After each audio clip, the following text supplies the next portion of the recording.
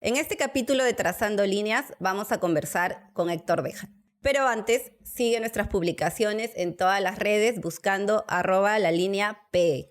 Y también, si quieres, activa la campana para recibir notificaciones. Y bueno, vale la pena presentar a Héctor Béjar. ¿Será que alguien no ha escuchado de él?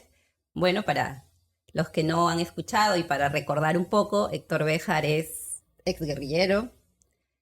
También trabajó durante el velasquismo en Sinamos, sociólogo, profesor sanmarquino, odiado por la derecha, querido por sus estudiantes.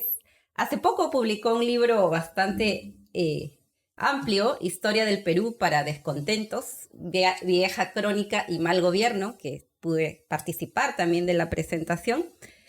Y bueno, Héctor es sobre todo un compañero que ha dedicado toda su vida a la lucha por un Perú de justicia social. Bienvenido, Héctor. Muchas gracias por invitarme y por acceder a tus televidentes.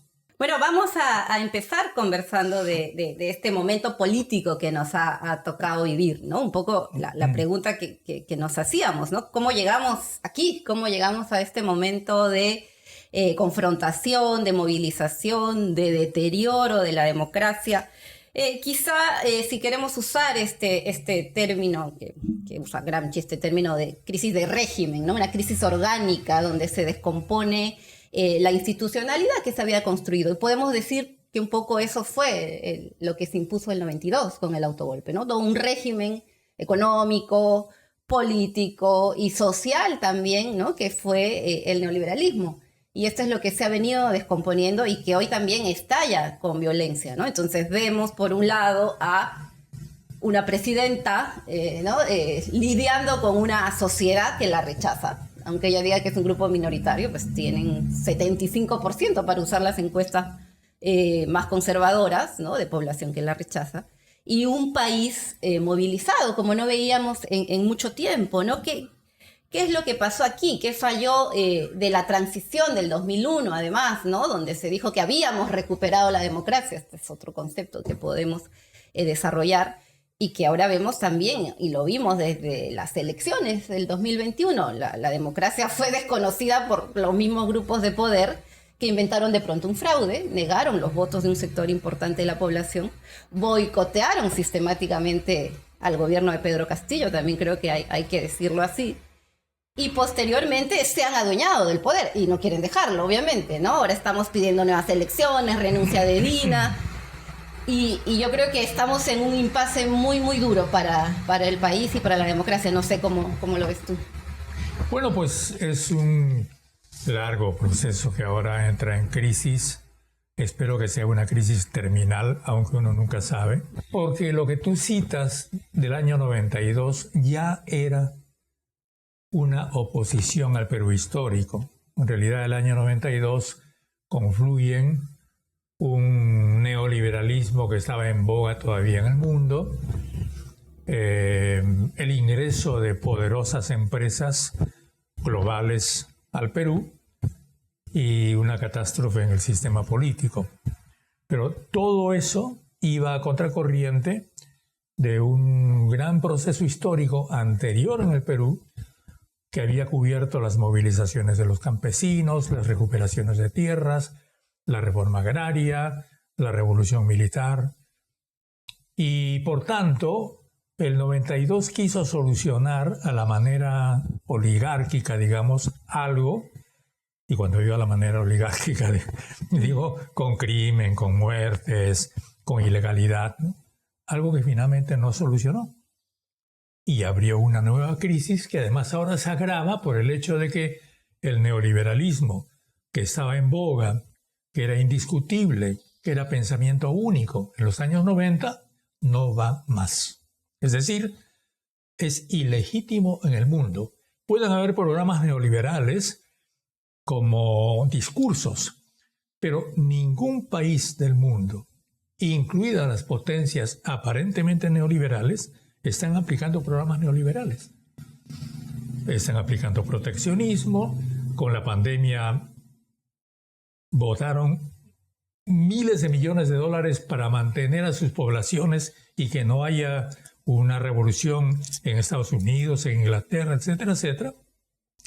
el señor Trump, el señor Boris Johnson, se convirtieron en estatistas, en proteccionistas, y se olvidaron de von Hayek, para empezar, de quien ya nadie se acuerda, ¿no es cierto? Y la consecuencia de todo eso es lo que estamos viviendo ahora en el Perú. Claro, pero hay también ahí un ajuste autoritario, ¿no? O sea, tanto Claro. Trump, se olvidan también de la democracia, que es el otro lado. Y para volver a lo que tú mencionabas, cómo las élites resolvieron la crisis de los 90, de inicios de los 90, con tanques. Porque lo que pasa es que cuando en el Perú se restauró como dicen ahora el pueblo, ¿no? Esta democracia que no es democracia, se olvidó algunas tareas que eran fundamentales en esa época. La reorganización de las Fuerzas Armadas. No podía ser que Fuerzas Armadas que habían tenido cadáveres en el Pentagonito y salas de torturas en el Pentagonito, hornos, y que habían convertido los Andes en una gran fosa común y que habían obedecido a un capitán como Montesinos. No podía ser que esas Fuerzas Armadas fueran reaceptadas sin modificaciones. Tenía que haber al menos una reorganización de las Fuerzas Armadas, una revisión de su metodología, y por supuesto que eso no hubo. El poder civil de aquella época, con el señor Paniagua, que era un poder bastante débil, no se atrevió a hacerlo. Si se hubiera atrevido a hacerlo, seguramente que el pueblo lo hubiera apoyado. Y la derecha de aquella época no se habría atrevido a resistir, porque estaban suficientemente desprestigiados como para ensayar una actitud como la de ahora, ¿no? Pero esa gran oportunidad se perdió. Sí, bueno, pero esto justo nos lleva a revisar las consecuencias de la transición del 2001, ¿no? Bueno, yo y varios compañeros en esa época estábamos en la movida estudiantil, que surgió muy fuerte para impugnar al fujimorismo, que le dio también un aire. Y claro, lo que yo recuerdo de esa etapa también es gremios muy debilitados, ¿no? Sí. Más bien la derecha ahí monitoreando, ¿no? Una transición muy pactada. Y muy debilitados por una combinación de la represión de la derecha y las acciones terroristas de Sendero, ¿no es cierto? Que Exacto. Eliminaron y mataron una enorme cantidad de dirigentes populares, ¿no? Claro, entonces sobre esa posición de debilidad es que se pacta una transición que en realidad le da un nuevo aire al modelo, ¿no? Y lo que tenemos los últimos 21 años es ese intento de reajustar, de poder sobrevivir, ¿no? Y que se les escapa de las manos, ¿no? No pueden al final asegurar gobernabilidad, para usar sus términos. Claro, entonces la suma de todo eso, toda esa montaña de problemas sin solucionar, postergados, hay que añadirle además la ineficiencia del Estado peruano, ¿no? Y la cantidad de injusticias y exclusiones que tenemos, ha estallado hoy día. Y estamos en esta situación. Sí, y nuevamente con esta vena autoritaria, ¿no? Esta característica, para hablar un poquito de las élites y los grupos de poder, ¿no? ¿Quiénes son ahora y qué continuidades percibes tú, ¿no? Desde quizá la década de los 60, cuando se aferraban al poder casi feudal que tenían contra la reforma agraria. ¿Y qué élites tenemos ahora? ¿Qué cambió también estos 30 años? Hay una nueva derecha, efectivamente popular, como dicen algunos. Hay todavía estos dueños del Perú, de los que hablaba Malpica, por ejemplo, ¿no? ¿Qué tenemos en esas? Son clases dominantes, clases dirigentes. Creo que ahí hay viejos conceptos que nos pueden ayudar quizá a mirar un poco qué hemos tenido, ¿no? ¿Por qué esta poca vocación democrática y este desconocimiento de sus propias reglas de juego? Porque es lo que finalmente terminan haciendo. La palabra élite es muy bonita, ¿no? Sí. A mí me encanta, porque la palabra élite implica algo aristocrático, es decir, una superioridad respecto del resto del promedio, también intelectual y moral. En el Perú no tenemos eso. En el Perú lo que tenemos son grupos que han ido conformándose a lo largo de los años, modificándose, pero manteniendo un poder totalmente excluyente y muy dedicados solamente a la acumulación de dinero. Es decir, el valor de esa supuesta élite en el Perú que no es élite es el dinero. Y el éxito en la medida en que mides, en que lo mides por acumulación de dinero. Entonces tú tienes un grupo pequeño de bancos que te cobran una barbaridad. El otro día han querido cobrarme 80% de intereses por una disposición de dinero, cuando lo mismo en Gran Bretaña me puede costar un 9, máximo un 15%, ¿no? Un conjunto de AFP, que también son propiedad de los bancos, que son dueñas del ahorro de los peruanos y que lo utilizan sin darle cuentas a nadie. Y las empresas pesqueras que no le pagan al Perú nada por la anchoveta que recogen, nunca le pagaron nada durante toda su historia, y las mineras que tampoco pagan nada por el cobre. Exacto. Entonces ese grupo de gente están vinculadas en el interés de mantener esa situación. Claro. Nada más. Claro. Claro. Y para eso pagan. Entonces, pagan sus voceros, sus arpías, disculpa la palabra que hablan por la televisión, sus ominantes. Y ese es el régimen que tenemos. Y por supuesto sus políticos, ¿no? Exacto. Claro, lo planteaba también en términos de estas élites patrimonialistas, ¿no? Que además disponen del Estado como si fuera parte de su patrimonio, una herencia colonial, y que no ha cambiado, y que tiene que finalmente ver con la corrupción y con estos nuevos grupos que aparecen, ¿no? Los Acuña, los Pepe Luna.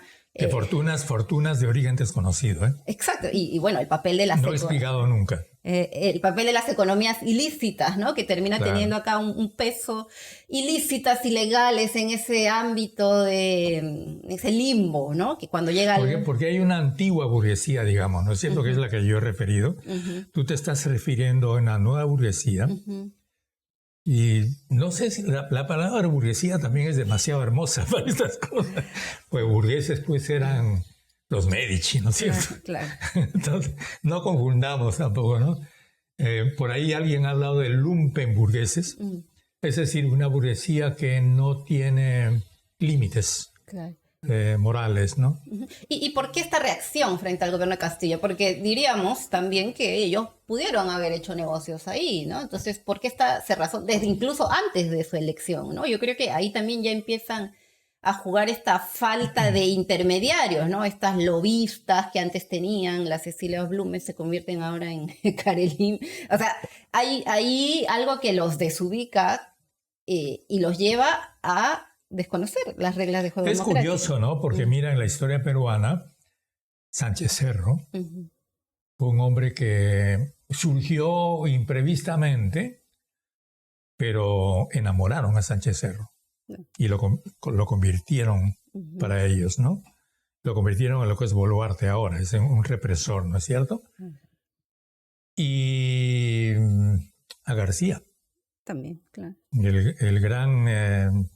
García de los 85 fue convertido en el García Converso de cuando fue el segundo García, ya no me acuerdo. 2006. ¿No? ¿Por qué no hicieron eso con Castillo? Con Humala, con Ollanta, ni qué decir. Con Ollanta lo hicieron, ¿no? Más o menos, ¿no? Ollanta no tocó nada y le permitieron gobernar. Claro, atacaron a Nadine, no les gustaba porque era provinciana, era una mujer linda, no la soportaban, ¿no? Pero bueno. Lo dejaron. Lo dejaron. ¿Por qué a Castillo no? Para mí eso sigue siendo una incógnita. Ahora, claro, la respuesta es racismo, ¿no? Aunque el racismo hubiera existido también con Sánchez Cerro. Claro, termina siendo insuficiente, ¿no? De hecho, creo que es un componente central. Además, con este desplazamiento de varios espacios institucionales, ¿no? Estos nuevos grupos que entran al gobierno a un nivel de funcionarios, ¿no? Que finalmente, bueno, yo conversaba con algunos compañeros que vinieron a trabajar y de pronto ya eran los chiclayanos, los chotanos, y claro, ya no tenían el PhD en Duke, en Cambridge.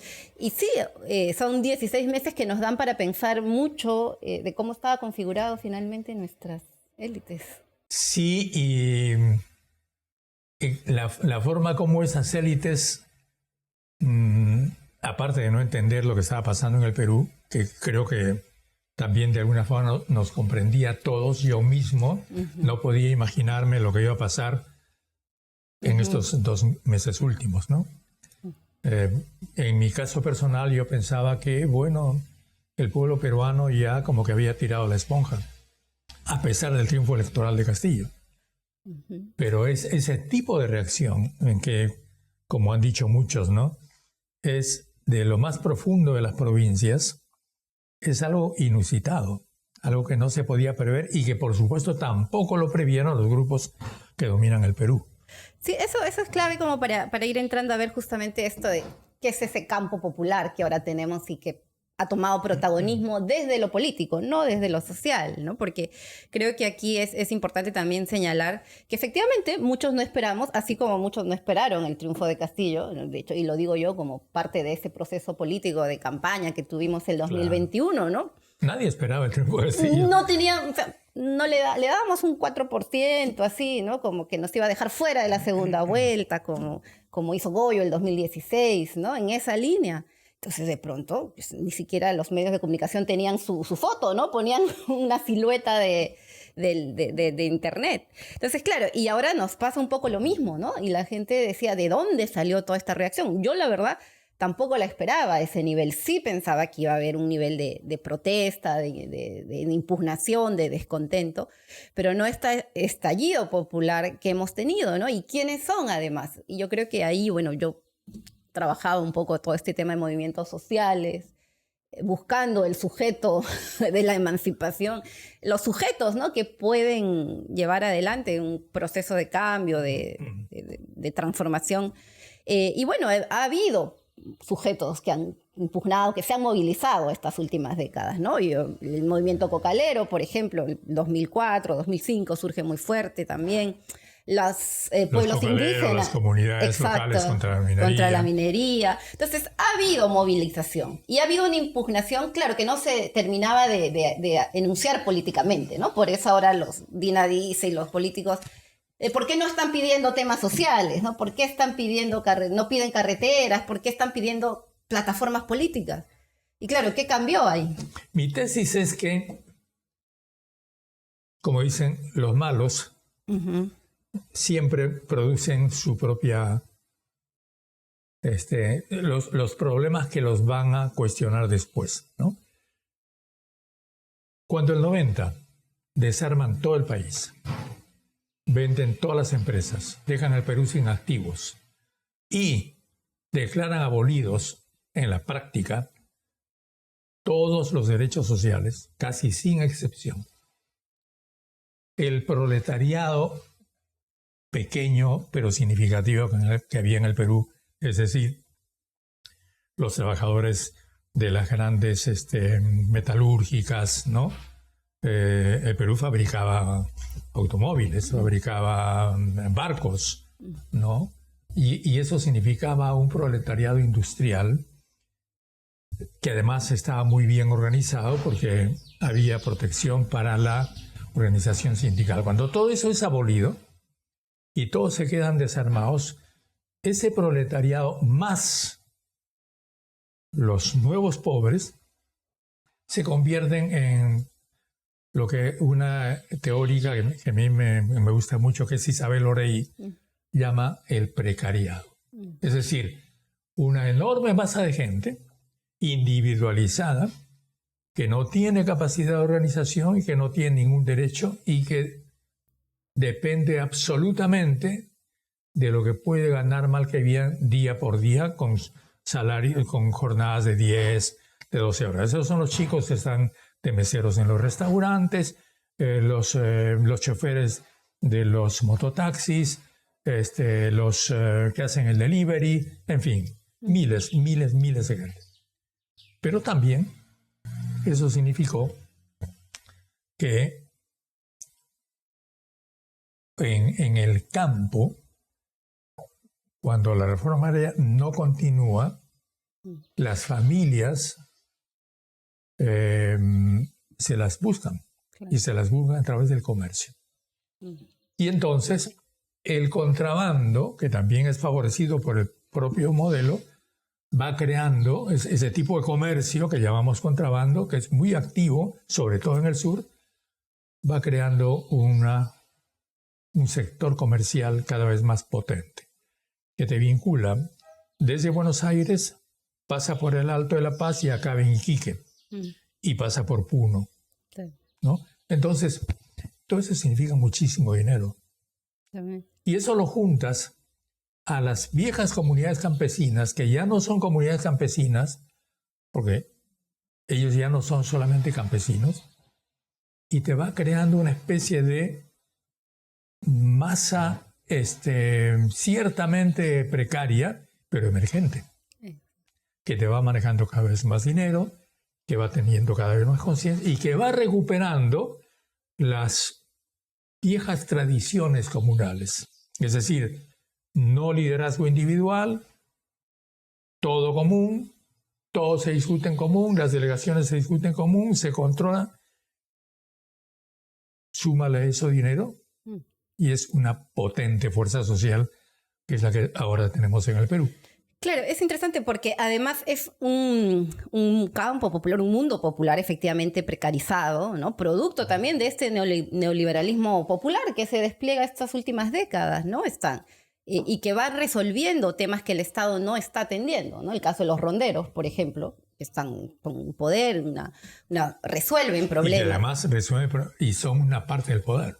Así se convierte en un poder comunal, ¿no? Exacto. Entonces son los ronderos, son los mototaxistas, por ejemplo, que también es otro actor, las asociaciones de mercado, en fin, ¿no? Todo un mundo precarizado, informal. Las mujeres de los mercados han sido muy importantes en toda la zona sur. Hasta ahora, ¿no? En este momento con más fuerza. Entonces todo este sector que se va politizando además, porque es interesante, porque es crítico, vota contra el neoliberalismo, pese que de alguna manera, como tú dices, se beneficia de estas redes comerciales, informales, vota contra el sistema, sabe que está excluido ahí y además, como decía, se va politizando y va encontrando un antagonista también. Y no lo hace en términos de izquierda o derecha, o sea, no se politiza ideológicamente. Lo hace en gran parte en términos interior Lima, ¿no? Y la conciencia empieza por decir, bueno, perdón, durante toda la pandemia, año 2020, año 2021, nosotros los alimentamos estos tipos. ¿Qué es lo que ellos producen, no? Claro. Empiezan a hacerse preguntas básicas, ¿no? ¿Qué produce Lima? Así es. ¿No es cierto? ¿Quién los alimenta? Los alimentamos nosotros. Sí. ¿Y por qué nos desprecian, no? Entonces ya hay un nuevo regionalismo, digamos, ¿no? Que ya va mucho más a la base de los problemas. O la otra pregunta, ¿no? ¿Qué hacen con nuestros recursos? Además, aquí está el cobre, aquí está el litio ahora en Puno, ¿no? Aquí está en la caso de la Amazonía, la madera, el petróleo, y nosotros no siquiera tenemos un hospital de primer nivel, ¿no? Entonces es este momento antagonista, digamos, que se va gestando frente a esos que están manejando. Estaba leyendo ahora la historia a propósito de ese libro que tú mencionaste. Cuando Bolívar, año 1826, va a Puno, lo primero que hace es ordenar a que se construyan 4 hospitales en Puno. 4. 4, no solamente uno. 4 hospitales. No se construyó nunca ni uno. No, son rezagos históricos, ¿no? Entonces, claro, ahora este movimiento popular, campo popular que se politiza, que antagoniza, que además creo también la ferocidad con que las élites, estos grupos de la derecha atacan a uno de los suyos, creo que también va contribuyendo finalmente a este estallido de indignación, ¿no? Yo creo que es algo que no lo esperaba la clase política en Lima y se sigue negando a reconocerlo. De ahí el terruqueo y toda la criminalización, ¿no? Y se descubre que, como se dice muchas veces, el rey estaba desnudo, ¿no? Es decir, la representación parlamentaria no representaba a nadie, el sistema político no representaba al Perú, y ese Perú que ahora emerge quiere democracia. Y sí es curioso, ¿no? Las reivindicaciones son democráticas, ¿no? No son terroristas. Exacto. Ni nada parecido. Entonces, estos viejos grupos enceguecidos por el temor a perder sus privilegios, se niegan a reconocer que si ellos pudieran tener al menos una actitud amable frente a la situación, podrían haber conciliado con el movimiento. Por ejemplo, ministra de Desarrollo Social. Tengo miles de gentes viniendo a Lima. El rol del ministerio es atenderlos. ¿No es cierto? No le cierres las plazas públicas. Pues. Ábrele los locales, ábrele los cuarteles para que se alojen. Pero creo que ahí sí quizá había un problema más de fondo, ¿no? De qué tanta legitimidad la gente le iba a reconocer a esos ministros, ¿no? Yo creo que ahí ya había un problema de origen con la misma Dina, ¿no? Y con lo que estaba representando en términos de No, pero lo que te digo traición.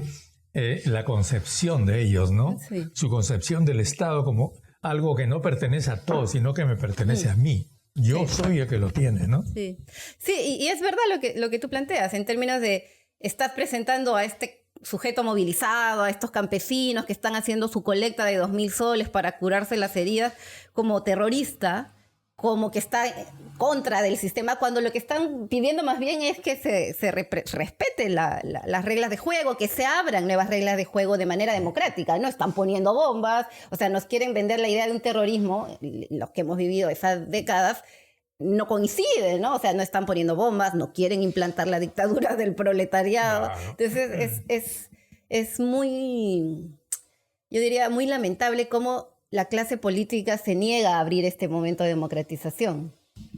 Claro, porque yo insisto en la idea alternativa, ¿no? Lo que hubiera podido ser, ¿no? Reconozco que eso, por supuesto, es imposible, pero, digamos, la señora Boluarte recibe una presidencia ilegal, porque en realidad yo creo que la destitución de Castillo fue ilegal, pero bueno, aceptemos lo hecho. Su obligación era cumplir el programa de Castillo, claro. Para el cual ella había sido elegida, ¿no es cierto? Es que esta perversión de la situación, claro, ¿no? Eliges un presidente, eliges un programa. Tenía que pasarse al otro lado, ¿no? Al instante, además, ¿no? Claro. Y con 62 o 63 asesinados. Sí, que te digo, es una perversión ya tal de la democracia que pones un presidente, te lo boicotean, la vicepresidenta se convierte en una espada de Damocles permanente contra ti, llevas un programa. Entonces, ¿qué mensaje le estás dando a la ciudadanía? Que efectivamente esta democracia ya no es democracia, como dice la canción, ¿no? Pero bueno, para ir además avanzando en la salida, ¿no? Creo que tú también en tu libro lo planteas, yo también lo he ido planteando, y creo que es una demanda que está ya en las calles, pero no es nueva, es este tema del proceso constituyente, ¿no? ¿Cómo hacer de este momento de crisis una oportunidad de renovar el pacto social que se estrella con esta oposición tan férrea de la derecha, ¿no? Que está haciendo ver ya también como terrorista pedir una asamblea constituyente? ¿Por qué esa situación? ¿Cómo la ves tú? Yo insisto en la idea que tú acabas de mencionar de proceso constituyente, ¿no? Yo creo que en el Perú ya estamos en un proceso constituyente. Pero también creo que ese proceso constituyente es de largo aliento. Porque lo que tenemos que hacer en el Perú es incorporar una enorme cantidad de derechos que no están reconocidos por la Constitución del 93, que ya es en derechos humanos obsoleta. Lo que se llamó en el mundo el ciclo de ampliación de derechos es a partir del año 90, entre el año 90 y 2000, posterior a la constituyente. Entonces, hay que empezar por incorporar eso, pero además por reconocer la nueva situación, porque en el Perú nunca existió el contrato social, nunca hubo contrato social. Entre Pizarro y Atahualpa no hubo contrato, ¿no? Y tampoco lo hubo en la Primera República, porque eran los señores y los indios estaban aparte. Entonces, el contrato hubiera sido con ellos. Entonces, en realidad, el Perú tenemos que plantearnos recién hacer lo que los constitucionalistas llaman un contrato social, que reconozca a todo ese Perú, a todo, sin excepciones. Pero bueno, es un tema bien complejo, pero es la única salida, ¿no?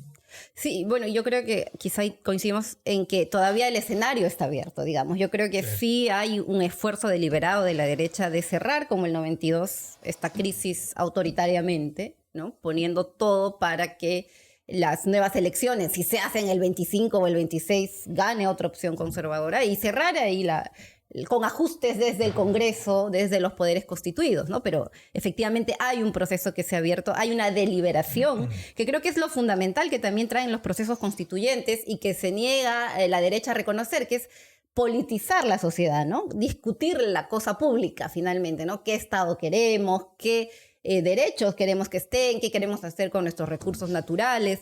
Y claro, ellos quieren tomar un examen como si fuera un tema académico, ¿no? ¿Qué quieren en la nueva Constitución? ¿Conocen esta Constitución? No tiene que ser un examen académico, es más bien este proceso, esta potencia que se despliega. Hay un viejo teórico alemán, Lasalle, que decía, ¿no? Toda constitución no es otra cosa que un pedazo de papel, con una característica, que ese pedazo de papel reconoce una relación de poder. Entonces, en el Perú, la relación de poder ya cambió. Ya no es el Perú en que tú tienes este grupo de empresas que domina y el resto del país en silencio. No.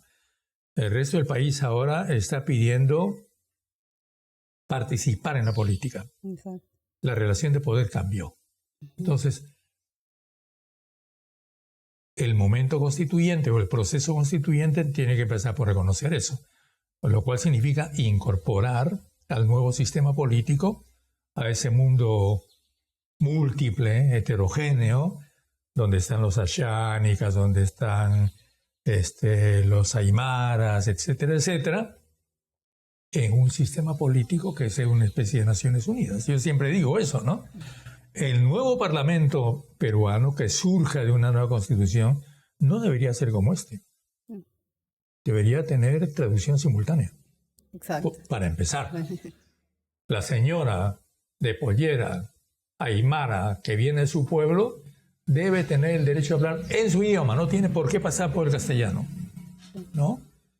Y el ashánica también. Y sin negar la peruanidad, digamos, ¿no? Claro, efectivamente, ¿no? Más bien enriqueciendo esta idea de peruanidad, porque lo que hace la derecha es contraponer, ¿no? Nosotros somos la bandera rojiblanca y la huifala es el mantel de chifa y lo otro. Y el otro hecho sumamente importante que hay que reconocer es que los constituyentes no tienen por qué ser sabios. Exacto. No tienen que ser constitucionalistas. Dios nos libre de los constitucionalistas. Pues los constitucionalistas te van a reproducir constituciones que aquí no funcionan. Claro. Aquí hay que construir desde abajo, ¿no? Y efectivamente tiene que haber un diálogo entre los expertos y los no expertos. Pero los no expertos tienen que decir su palabra. Y nos vamos a encontrar con gente hemos visto en estas movilizaciones, gente que tiene posiciones absolutamente claras, coherentes, argumentadas, ¿no? Desde lo más profundo de las provincias peruanas. Sí, yo en esa línea creo que es fundamental en este momento del proceso constituyente, donde ya estamos avanzando en la destitución, en el cuestionamiento de lo que existe, ¿no? ¿Cómo queremos que sea esa asamblea constituyente? ¿Quiénes deben escribir esa constitución? ¿Cómo los elegimos? Yo creo que eso va a ser parte ya de la deliberación que se ha instalado, ¿no? Aunque quieran negarlo, el proceso está abierto. No será inmediato, yo creo que ahí no hay que forzar la votación del referéndum ya. Pero sí está abierto y creo que también ahí la tarea, la línea, es poder avanzar en que no se diluya, ¿no? No se genere esta frustración colectiva al no conseguir que de manera inmediata se coloque. Y el problema está en que todo lo que tú y yo estamos conversando en este momento es parte de una posibilidad. La otra máquina que está funcionando es el mantenimiento del poder actual. No solamente hasta el 24, hacia el 26. Sí.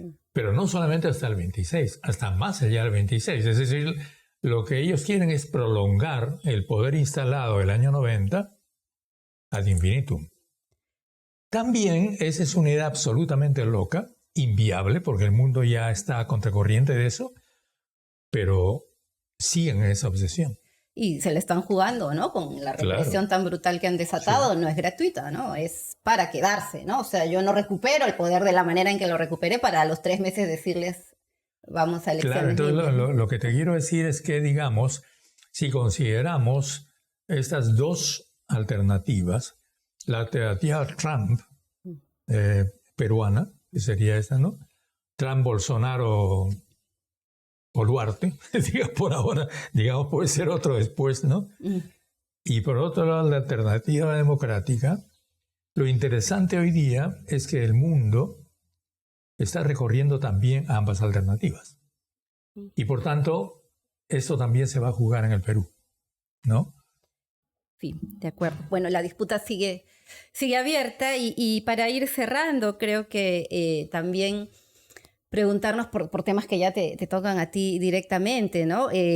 ¿Cuál sería tu balance en esta relación?